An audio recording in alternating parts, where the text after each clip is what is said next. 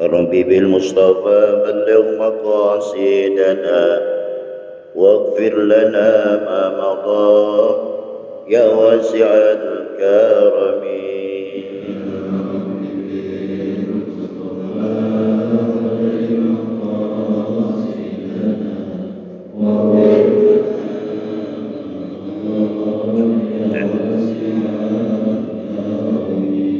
مولاي صل وسلم دائما أبدا على حبيبك خير الخلق كلهم يا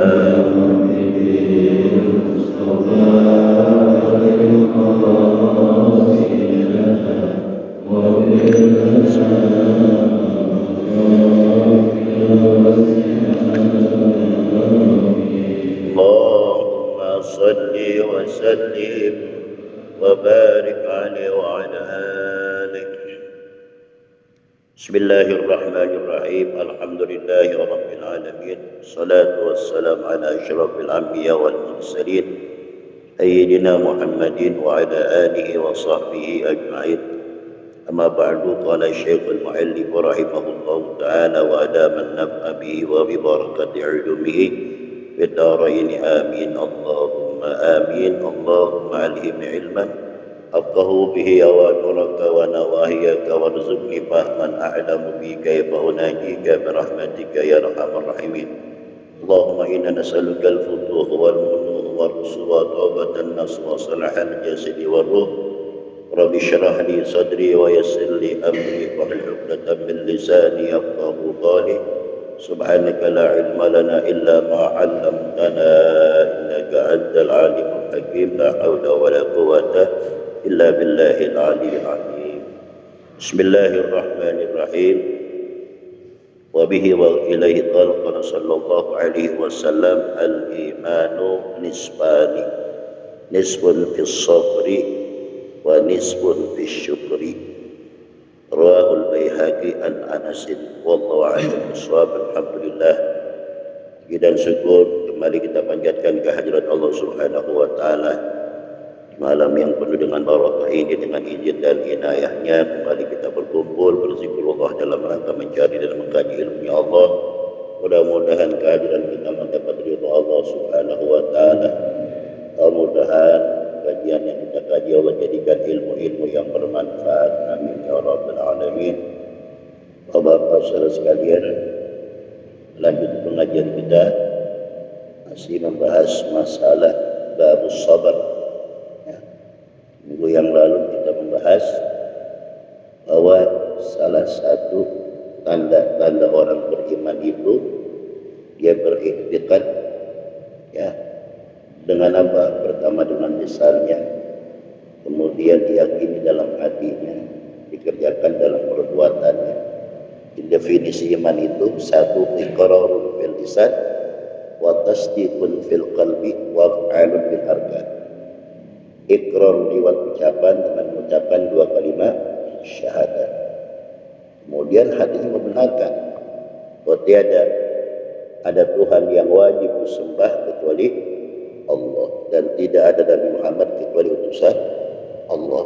Ya, banyak orang yang namanya Muhammad tapi bukan utusan Allah. Saya bersaksi bahwa Nabi Muhammad itu adalah utusan Allah. Cukup belum? Belum. Nah, tandanya orang yang beriman itu disempurnakan dengan menjalankan perintah-perintah Allah, meninggalkan larangan-larangan Allah. Nah, nanti setelah mereka betul-betul menjalankan, ya, perintahnya, meninggalkan larangannya dengan dasar iman, nanti naik pangkatnya itu muttaqin, bertakwa, orang yang bertakwa. Jadi takwa itu, ya, tingkatan yang paling tinggi. Takwa, sering kita mendengarkan ucapan takwa secara global, menjalankan perintahnya, meninggalkan larangan. Takwa itu global, ya. Tapi dalam proses untuk mencapai tingkatan takwa itu, satu, dia harus proses muslim dulu, ya, menjadi muslim. Kemudian yang kedua mukmin, dia beriman. Kemudian yang ketiga muhsin. Muhsin itu dia beribadah seakan dia melihat Allah, meskipun kita tidak melihat Allah, tapi Allah melihat kita. Tingkatan yang ketiga muhsin. Nah ini aja kita berat nih, masuk tahap ketiga ini berat, sebab kita ibadah itu sekedar menjalankan dan menggugurkan kewajiban, belum mencapai satu kenikmatan ibadah. Sebab kalau orang sudah mencapai kenikmatan ibadah, dia nikmat ibadahnya kepada Allah. Sebab kalau sekedar menggugurkan kewajiban, ada rasa terpaksanya. Kenapa kamu sholat? Ini kan wajib. Itu.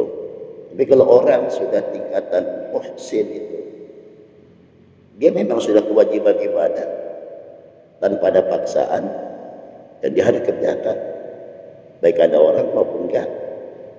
Dan muhsin. Kenapa? Sebab berat diri kita ini semua diperhatikan oleh Allah. Terutama dalam ibadah kita berusaha seakan kita ini melihat Allah. Gampangnya begini, dari para saya contohin gampangnya nih. Ada seorang karyawan kerja tanpa diperhatikan oleh pimpinan, dengan dia kerja dilihatin oleh pimpinan, kira-kira bagaimana?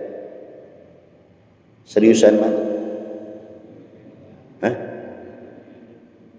Gimana? Serius dilihatin oleh, kenapa? Berusaha supaya dia betul-betul dan diakui kerjaan gitu lagi-lagi. Tapi kalau nggak ada pimpinannya gimana? Biasa-biasa aja, gitu kan? Itu ukuran kita ibadah. Ya, sebagai perwakilan Allah itu mungkin orang lain. Ini gampang contohnya nih. Kita seakan-akan ke depan orang lain ibadah bodoh. Ya, dihusu-husuin dah. Itu loh. Tapi nggak ada orang. Semaunya. Itu tingkatan musyrik. Jadi meskipun kita tidak melihat Allah secara hakiki, memang nggak bisa kita. Tapi kita yakin Allah itu selalu memperhatikan kita. Di tahap ini susah, Pak. Itu baru tingkatan yang ketiga. Naik lagi keempat, mukhlis, ikhlas. Ya, cara global ikhlas itu terangannya di saat dia disanjung tidak membuat dia lebih baik, di saat dia caci maki enggak membuat dia kendor. Itu tandanya orang ikhlas. Kira-kira Bapak disalahin waktu ngerjain kebaikan, kesel kan? Kesel nggak? Gitu ya. Di saat kita ngerjakan kebaikan disalahin, kesel. Ya udah biarin aja. Kita nggak butuh pujian manusia, sanjungan manusia. Biarin aja. Saudara, orang itu menilai benar dan salah itu sebab yang dinilai itu orang yang dicinta atau orang yang dia tidak cinta. Satu contoh. Orang kalau sudah cinta sama seseorang, salahnya dibenerin. Apalagi benernya. Tapi kalau orang udah nggak senang, nggak cinta, jangankan salahnya, benernya pun salah. Contoh ya, dulu nih, ketika kita lagi berjalan dengan kekasih kita dulu, kaki kita keinjak apa lecet, marah nggak? Marah nggak? Yang nginjak kekasih kita, marah nggak? Kenapa? Seakan-akan hilang rasa sakit. Kenapa? Sebab yang nginjak kekasih kita. Coba sekarang menjadi begini, injak dah. Ya, macam-macam omongan kita. Lu nggak ngeliat, mata lu buta apa? Hilang. Ini namanya proses perubahan.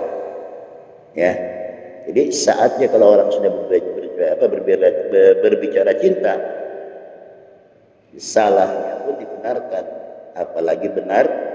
sebenarnya. Sekarang banyak yang begini Pak, ya, ada oknum-oknum yang tertentu seakan dia tidak terima kebenaran yang telah dikerjakan, ditampilkan, selalu dicari kesalahan. Kalau kita hidup ini selalu mencari kesalahan orang lain, rugi, umur habis, tersia-sia, kita sibuk mencari kesalahan orang lain. Yang lebih anehnya lagi, sementara kesalahannya lebih banyak daripada kebenarannya. Mengapain cari kesalahan orang lain? Tapi memang sekarang karakter manusia begitu. Apalagi memang ada tujuannya. Paham nggak? Paham? Paham ada? Saya paham nggak saya ke arah mana ngomong? Nggak paham? Kali kepaham. Ya, nggak gaul kalau gitu. Ada orang nih, menurut pandangan kita yang memang kita senang sama seseorang tersebut, dijalankan segala tugas, ya, apa yang menjadikan programnya dikerjain. Kalau kita bandingkan yang dulu-dulu mendingan ini yang sekarang.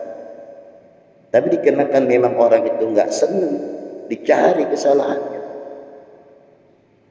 Makanya kata ulama, idza ishtaghalan nas bisu'in nas fashtaghilu antum bisu'i, ya, bisu'i amali. Kalau ada orang selalu sibuk mencari kesalahan orang lain, sibukkanlah dirimu mencari kesalahan dirimu sendiri. Jadi kita nggak sempat nyari kesalahan orang. Kalau kita sekedar hadir mencari kesalahan orang, pasti ada yang namanya juga manusia. Sekarang kita orang yang bijak, perbandingkan banyakkan mana kejelekannya sama keburukannya. Paham ya? Terus saya bandingkan tadi, kalau orang sedang bercinta, diinjek kakinya biar lecet, marah nggak? Padahal salah nggak? Hilang kan? Begitu juga usahakan kebaikannya lebih banyak daripada kesalahannya. Hapus, jangan dibalik. Seakan kesalahan satu dicari dibikin seribu kebaikan dibikin satu, rusak. Ya, rusak Pak namanya kita tuh. Nah, itu kembali ikhlas. Ya. Jadi ikhlas itu mereka nggak butuh pujian manusia. Dan dia pun gak takut, ya, gak takut dicaci manusia. Dipuji gak terbang, ya, dicaci gak tumbang, itu peribahasanya. Ya, jangan mangkat dipuji. Ngerti? Manusia Pak, sifatnya labil. Contoh, saudara, ya, saudara benci banget sama saya. Di mana-mana ceritain kejelekan saya, umpama. Pas ketemu saya, saudara, saya kasih duit 5 juta, berubah nggak? Kemarin gede banget sama kita. Pas kita kasih duit, berubah nggak? Itu manusia. Oh, segitu doang udah ente. Ya kan? Nah, hanya usahakan. Ikhlas itu timbul dari hati. Ya. Ikhlas. Jadi ntar kelihatan perbuatan seorang itu ada bekas dan tidak bekasnya. Kalau orang ini mengerjakan satu masalah, dia ikhlas, ada. Sehingga hilangkan kesan pujian manusia, hilangkan takut dihujat manusia, jalankan terus. Jadi kita nggak takut Pak. Ini kalau apalagi Bapak nih yang sekedar pengen insaf dah. Ada aja teman godain, nyalain. Lu ngaji mau kayak sama benar. Ada nggak ya? Nah, iya begitu udah. Ya, itu namanya masalah yang terjadi tengah masyarakat. Sehingga sekarang ini akan jadi bingung kita. Orang yang berjenggot ditakutin lebih serem daripada orang yang bertato. Sekarang ya, dulu saya masih kecil orang yang bertato penjahat kan, ya, tandanya dia pada penjara bertato. Sekarang orang yang pakai jenggot sunnah bukan? Sunnah kan, sunnah sekarang tuh, ya, lebih ditakutkan daripada orang yang bertato. Walaupun jenggot Nabi itu bukan menunjukkan sunnah Nabi doang, banyak pak sunnah Nabi. Ya selain jenggot banyak. Dulu ada kiai berjenggot, ya. Kalau kiai itu ceramah, ada orang nangis dengan itu kiai ceramah. Ya lama-lama kan kiai nanya, ente kenapa sih setiap anak ceramah ente nangis? Khusyuk ucapan saya, bukan kiai. Terharu, bukan kiai. Kenapa? Kambing saya bilang sama jenggot kiai. Ya, ini belum tentu itu nangis khusyuk. Ya, itu yang keempat. Yang kelima baru naik muttaqin, bertakwa kepada Allah. Takwa dibagi lagi sifatnya takwa. Yang diterangkan oleh Sayyidina Ali, ya karramallahu wajhah, takwa terbagi 4. 1, al-khawfu minal jalil. Yang orang takwa itu takut kepada Allah. Takutnya kita kepada Allah bukan lari. Kalau orang takut sama orang lah lari. Kalau takutnya kita sama Allah samperin itu Allah. Deketin diri kita kepada Allah. Karena kalau pengen hidup senang, ya, walhasil terjawab semua 3 nih. 3 kerjain. Ya, maksudnya kalau yang baik kerjain, yang jelek tinggal. 1, sholat jangan tinggalin. 2, tinggalin maksiat. Yang ketiga, jangan suka bohong gitu. Terapin tuh. Ya, setahun aja dikerjain. Jadi wali itu. Gak pernah bohong, gak pernah maksiat. Doain dikabul udah. Itu doang, mau gimana? Al-khawfu minal jalil. Kemudian yang kedua, wal amalu bitanzir, mengamalkan apa yang diperintahkan Allah. Berdasarkan Quran, berdasarkan hadis. Ketiga, waridha bil qalil. Tandanya orang takwa itu enggak selalu menuntut banyak, apalagi lebih rezekinya. Seberapa kecil dan besarnya hari itu kita dapati rezeki, itulah yang terbaik ukuran dari Allah. Jangan ukur kemauan kita, rusak. Kalau kita ngukur kemauan kita, rezeki kita pengen banyak, akan timbul persaingan kepada orang lain. Apalagi merasa tersaingi, kita kesel. Lalu kenapa? Sebab kita nuntut kemauan kita, bukan ridho pemberian Allah. Coba kalau ridho pemberian Allah. Ya Rabb, emang segini udah rezeki saya. Yang penting alhamdulillah saya bisa makan, keluarga bisa makan. Sementara masih banyak saudara-saudara kita yang lain. Dia pengen makan, makanan kagak ada. Duitnya ada, makanannya kagak. Ada nggak yang begitu? Ada. Di tengah negara yang sedang berperang, dia mau makan susah. Ya kan gitu, makanannya kagak ada, walaupun duitnya ada. Tambah lagi duitnya kagak, makannya kagak.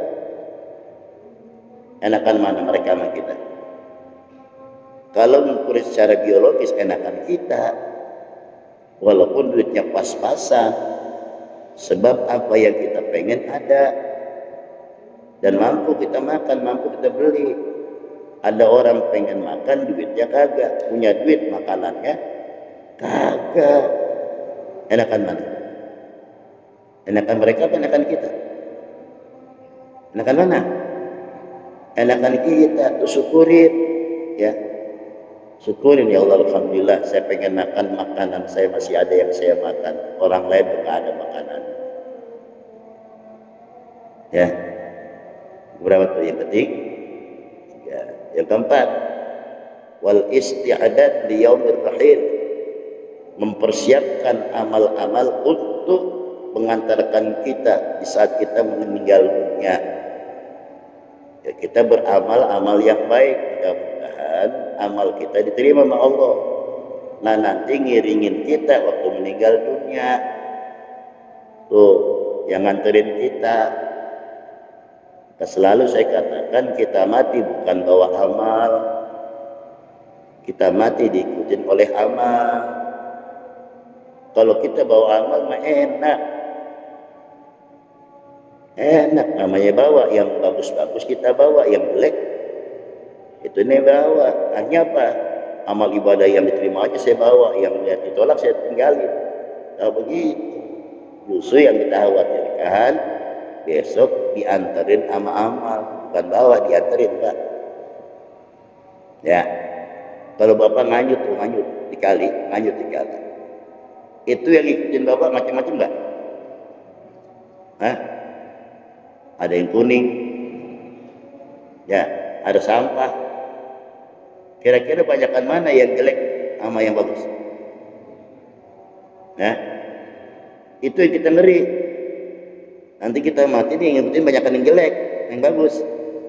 Ketemu sekalinya kasur, bagus kasur, tapi dikelilingin sampah. Ngerti? Ya, kita ibadah. Tapi kalau kita pikir-pikir ibadah kita dan kejelekan kita masih banyakan mana? Banyakan mana? Banyakan kejel. Itu bawa kita. Makanya nanti kita mati bukan bawa, Pak. Diikutin. Hanya susah kita.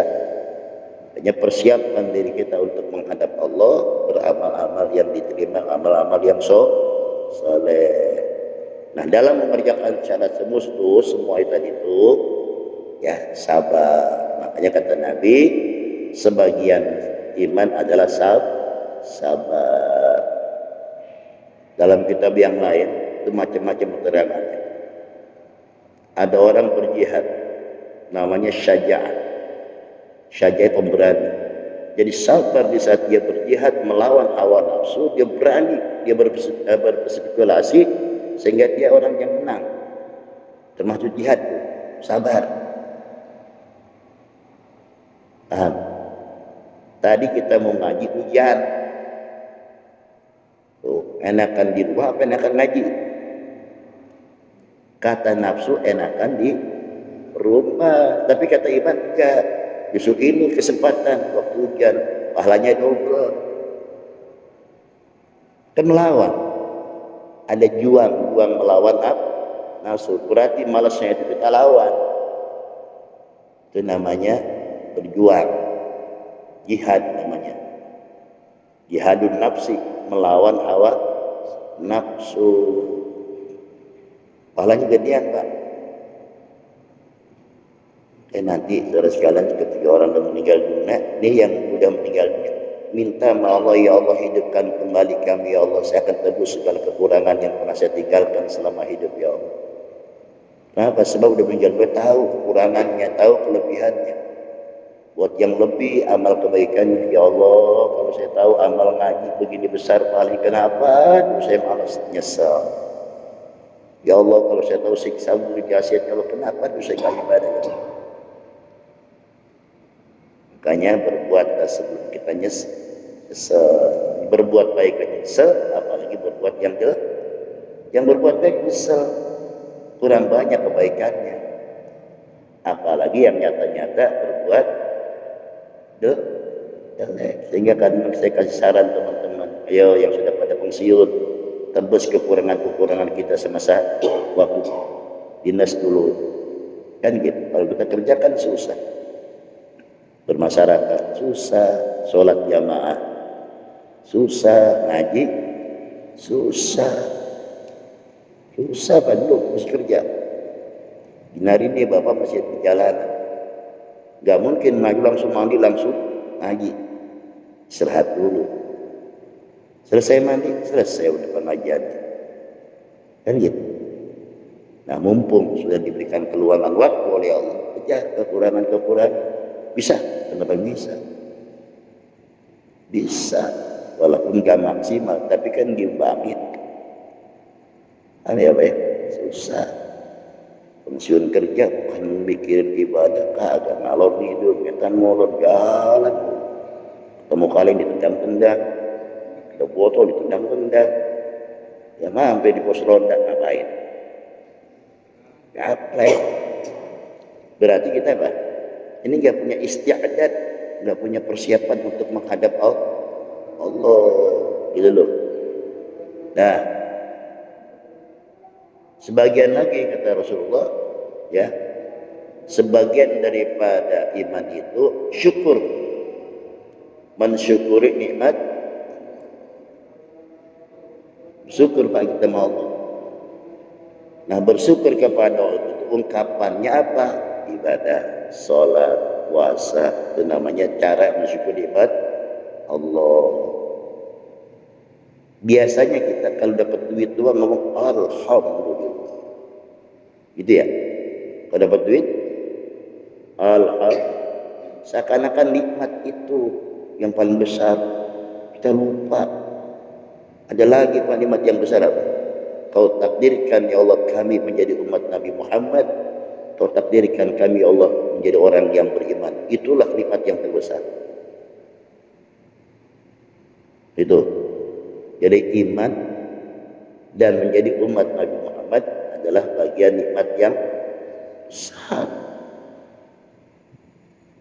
Ada orang banyak ibadah, dia ngaku umat Nabi Muhammad, tapi nggak beribadah, atau tidak diberikan keimanan oleh Allah.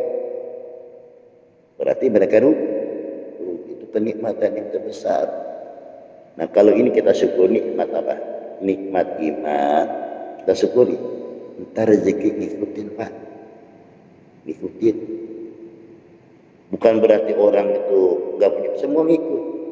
Tapi kenikmatan tadi itu waridho bil qadar, ridho pemberian Allah sebesar apapun. Emang inilah rezeki saya hari ini. Nggak banyak pun untuk semua orang Pak pengen banyak, semua pengen banyak. Sabar, pelan-pelan Mas, tapi pasti. Kalau tahu ini orang kalau saya langsung saya kasih kaya ini orang, gila ini orang, kata Allah. Tahan aja menang dulu lah, ya. Kenapa? Terus dipandang Allah terus. Kita tadi merasakan kekayaan materi, bukan hati. Makanya kata Nabi, laisal ghina an kasratil adli walakinnal ghina ghinan nafsi. Hakikat kita itu menjadi orang kaya bukan limpah ruahnya harta, tapi menjadikan Allah ini hati kita yang kaya. Itu orang yang paling kaya. Paham ya? Hati kita lapang, tenang, alhamdulillah. Enak Pak, ya enak Pak. Biar duit kita banyak, kalau tenang enak Pak. Ya, enak. Sekali lagi ulang, kita biar duit kita banyak, kalau tenang enak Pak. Enak. Nah sekarang saya mau tanya, banyak seapa sih ukuran? Susah lagi. Sekarang saya mau tanya, ukuran banyak siapa? Bukan lebih. Ukuran banyak itu hari itu dijawab segala kebutuhan kita oleh Allah. Tuh banyak. Pertama kebutuhan secara pribadi. Alhamdulillah kita bisa makan, anak bisa makan. Tuh namanya kekayaan secara pribadi. Ya kalau bahasa kerennya Pak, ya kebutuhan primer terjawab hari ini. Alhamdulillah, syukurin terus. Alhamdulillah ya Allah, alhamdulillah. Ntar lama-lama nambah. Ya, saya kadang Pak kalau saya ngomong tuh bukan berarti saya minta kabur enggak. Bapak saudara lihat saya sekarang, tapi nggak tahu prosesnya. Semua ada proses sabar. Setiap orang berhasil bakal lebih banyak onak dan duri ya yang kita akan hadapi. Nah, ini aja.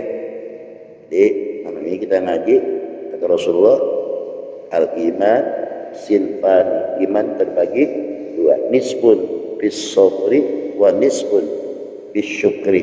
Sebagian iman itu sabar dan syukur. Insyaallah kita akan bahas juga akan datang. Mudah-mudahan bermanfaat. Wallahu a'lam bishawab.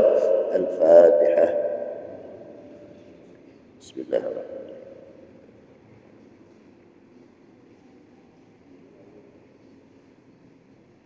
ونتقبل منا سمع الدعاء يا مولانا إنك تواب رحيم. اللهم اهدنا بهداك واجعلنا ممن يسارع في رضاك ولا تولينا وليا سواك ولا تجعلنا ممن خالف أمرك وعصك. حسبنا الله ونعم الوكيل لا حول ولا قوة إلا بالله العلي العظيم. سبحان ربك رب العزة عما يصفون وسلام على المرسلين الحمد لله رب العالمين. تقبل الله تقبل.